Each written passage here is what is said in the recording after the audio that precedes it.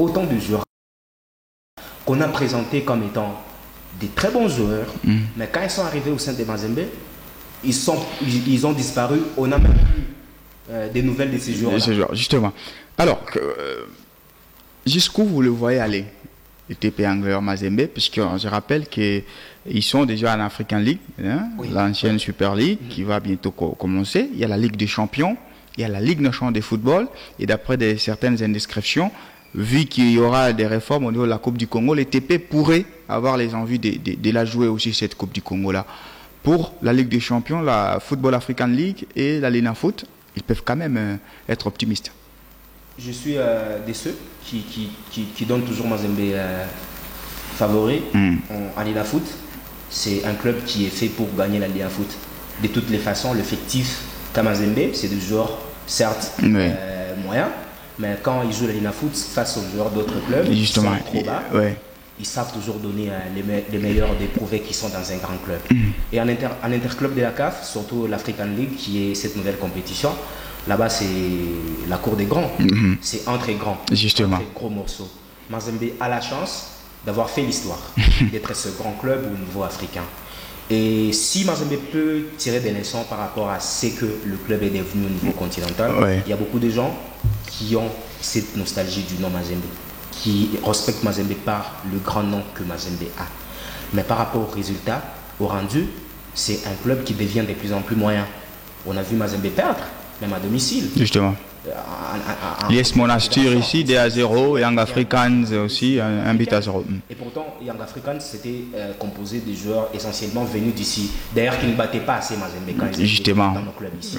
On se rend compte qu'il y a eu ces réformes-là au sein des grands clubs qui ont mis assez de moyens pour chercher le grand joueur, permettre des grandes conditions, plutôt disponibiliser des moyens aux joueurs et leur mettre dans des bonnes conditions, les mettre plutôt dans des bonnes conditions afin de donner des résultats. Alors, Mazembe n'est plus ce club-là qui mise davantage sur la grande image que Mazembe faisait en Afrique.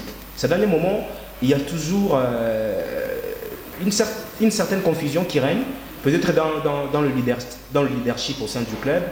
On ne sait pas qui recrute à un moment donné.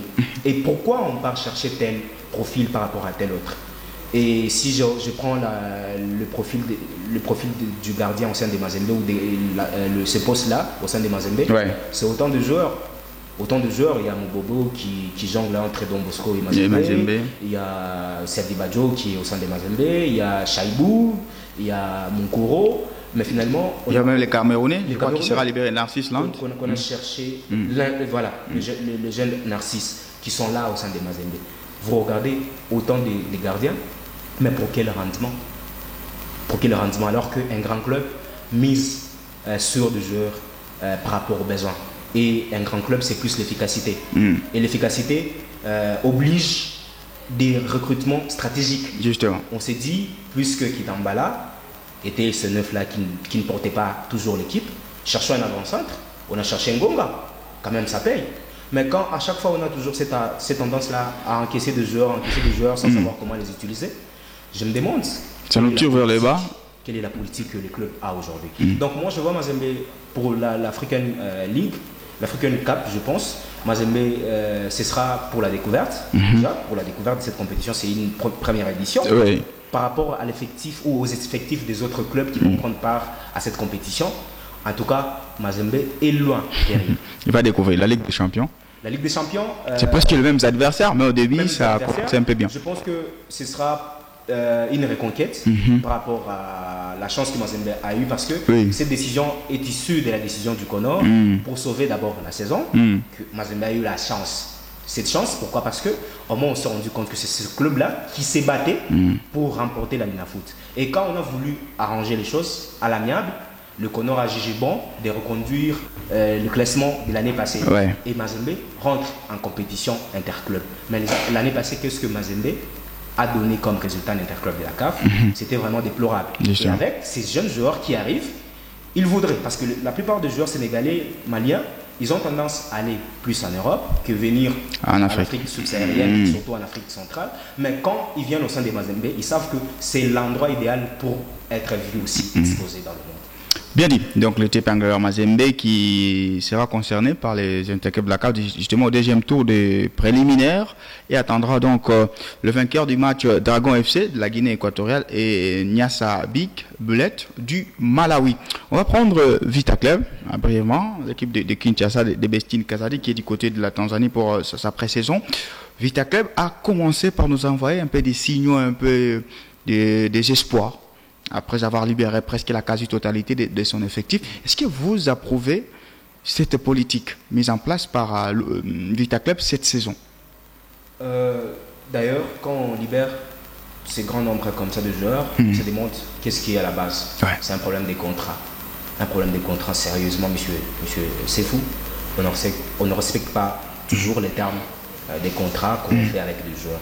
Et quand on regarde, c'est des joueurs, pour la plupart, qui sont des joueurs congolais. J'ai eu la chance de voir d'autres partir en Tanzanie, où ils se sont trouvés quand même favorable. D'autres en Angola. Et ils prouvent. Parce qu'ils se rendent compte que quand même en Tanzanie, les joueurs congolais sont respectés là-bas. Et ils ont des contrats colossaux. On a vu Fiston Kalalamae, qui était un joueur moyen à l'Inafoot, mais quand il part en Tanzanie, il devient une vedette.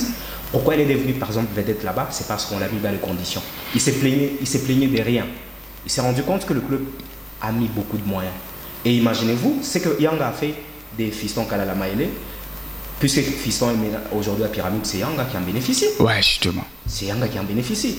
Et j'estime que ce qui a été à la base de ce départ massif, ce départ en désordre, et pourtant, The Club, quand on a vu la saison passée avec le coach Chungu, on s'était rendu compte que The Club misait sur l'expérience en faisant plutôt revenir les anciens. Ouais, justement, les Mabidi et les autres. Ouais. Jeunes qu'on a essayé de recruter ça et là pour faire la symbiose.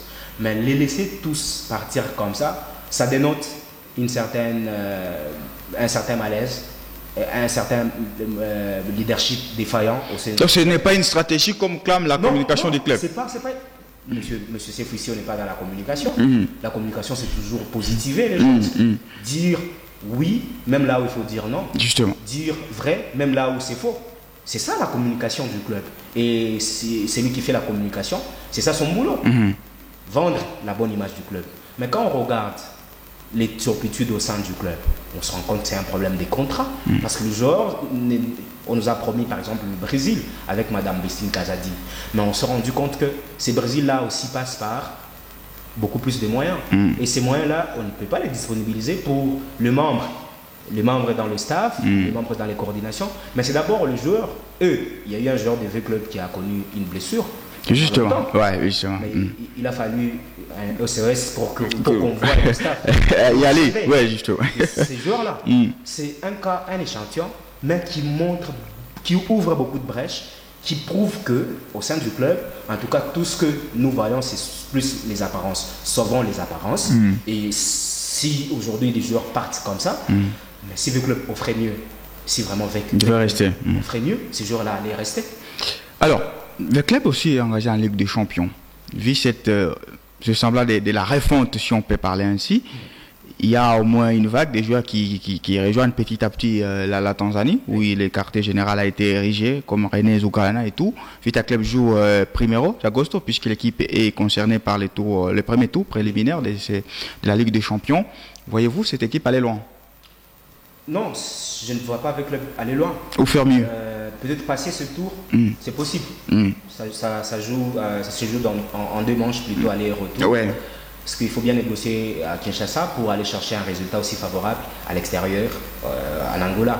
Vu que le club a eu quand même aussi la possibilité d'aller s'acclimater au Congo-Brazza pendant les interclubs de la CAF, au Congo-Brazza, pendant que le SMP prenait l'Angola, c'est que le fait qu'il y a quand même des joueurs congolais qui sont partis en Angola, ils connaissent davantage les réalités de l'Angola. Mais Primero d'Agosto, c'est parmi les clubs phares de l'Angola.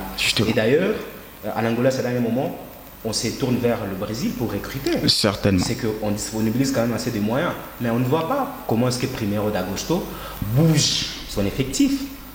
fait la refonte, renverse pratiquement tout ce qui avait été bâti par le passé, les renverser en un clin d'œil comme ça dans une pré-saison.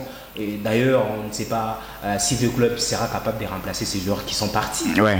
Et on se rend compte que Primero aura, en tout cas, un bouton de plus parce que le fait d'avoir des joueurs qui sont au sein du club pendant un moment donné, qui se connaissent déjà, c'est très important quand on a des joueurs qui se connaissent, quand il y a la symbiose, quand la main va prendre. Mais pendant que le club s'est vidé de la plupart de ces joueurs qui sont partis, le club sera obligé de chercher des jeunes joueurs. Peut-être recourir au club de Kinshasa ou aux joueurs. Ce qui semble être le cas d'ailleurs. Qui rêvent de club. Mais ces joueurs-là viendront au sein des clubs pour chercher à jouer les interclubs et s'exposer. Mais ils vont davantage découvrir les clubs et découvrir les interclubs derrière. Là-bas, si vraiment ce ne sont pas des bons joueurs à leur poste, le club peut payer cher. Justement. Et ça sera quoi maintenant la force de Vita, puisqu'on sait ils ont vidé un peu leur case et tout, ils vont recommencer, ils sont en Ligue des Champions. Alors, c'est la mission d'échanger un pneu crevé, la voiture roule. Raoul Shungu peut avoir quelle force pour y aller? Déjà, sa force, il nous l'a prouvé la saison passée. Ouais, le fait qu'on lui laisse le libre choix. Certes, ce n'était pas le coach titulaire, intérimaire. Le club, c'était, on l'a mis à titre provisoire, il était à titre provisoire, mais sa chance, c'est qu'il est dans la maison depuis beaucoup d'années aujourd'hui. Le fait qu'il soit un coach de Kinshasa, qu'il soit chinois, au sein des clubs, il connaît le football de Kinshasa et des jeunes joueurs qui se distinguent chaque jour. Et cette fois-ci, s'il doit aller recruter au sein à Kinshasa, parce que le club la saison passée a recruté jusqu'ici, il y a Matemba qui est parti, il est parti des Étoiles Jaunes, il est parti avec le club. C'est que le coach doit avoir une stratégie d'aller chercher les profils qui les manquent, qui manquent avec le club. Si on est capable d'aller chercher un joueur, un bon latéral, un bon milieu de terrain, un bon avant-centre, je réalise que cette façon de faire les choses va permettre à ce que le coach Raoul Shungu n'ait pas un grand travail à faire. Parce qu'un joueur qui vient d'un club moyen pour le club et joue les interclubs, le coach doit d'abord chercher à l'encadrer. L'encadrer suppose être peut-être comme un recruteur, un directeur technique. L'approcher, parce que ça dénote aussi de ce qu'on appelle le management. L'approcher, qu'il se sente dans cette chaleur paternelle pour intégrer l'équipe et attendre de lui qu'il donne les résultats, qu'il donne ce qu'on attend de lui. En tout cas, pendant ces temps, c'est un bref délai. Justement. Avec les joutes continentales qui vont ici là commencer, pour un joueur, ça ne va pas toujours donner tout de suite. Mais si le coach est capable d'aller chercher les profils stratégiques pour le club, je pense que ça peut être sa force. Alors, Vita Club donc, qui est concerné par les premiers tours de ce préliminaire avec Primero d'Agosto d'Angola. On va parler maintenant de la Coupe de la Confédération. Nous n'avons qu'un seul représentant et il se nomme le FC Saint-Éloi Lupopo de Mohamed Magasuba, qui a aussi effectué sa rentrée et qui commence à nous envoyer quelques signaux au vert avec le recrutement. Le Popo qui sera concerné par les deuxièmes tours et attendra donc le vainqueur du choc entre Sékou Koumé United de l'Afrique du Sud face à Young Biffalos de l'Eswatini. Comment vous analysez la rentrée justement des Lupopo? Certes, ils ont connu un petit retard. Ils cravachent pour le moment afin de rattraper plutôt ce retard-là. Cette rentrée pour le Popo, déjà qu'ils peaufinent la préparation, reste des plus mitigés, davantage parce que le club demeure un peu silencieux par rapport au recrutement, par rapport au mercato. Certes, ces derniers moments, ce qui ne me plaît pas du tout au sein de Lupopo, je ne sais pas si c'est une politique. On attend que d'autres clubs se libèrent d'autres joueurs pour que le Popo le prenne. On dirait un mari qui attend que une femme soit répudiée de son foyer pour que nous les prenne. Vous pensez que c'est intentionnel? Peut-être c'est l'opportunisme. Non, ce n'est pas une question d'opportunisme, monsieur. C'est pendant que vous avez d'autres ambitions. On sait que quand c'est l'opportunisme plutôt, peut-être le Popo veut toujours mettre ce sel-là dans la plaie, des rivalités dans la plaie, mais ça profite en rien à l'équipe. Pourquoi? Parce qu'on l'a vu la saison passée. Le Popo davantage a pris des joueurs expérimentés qui sont issus d'autres clubs. Mais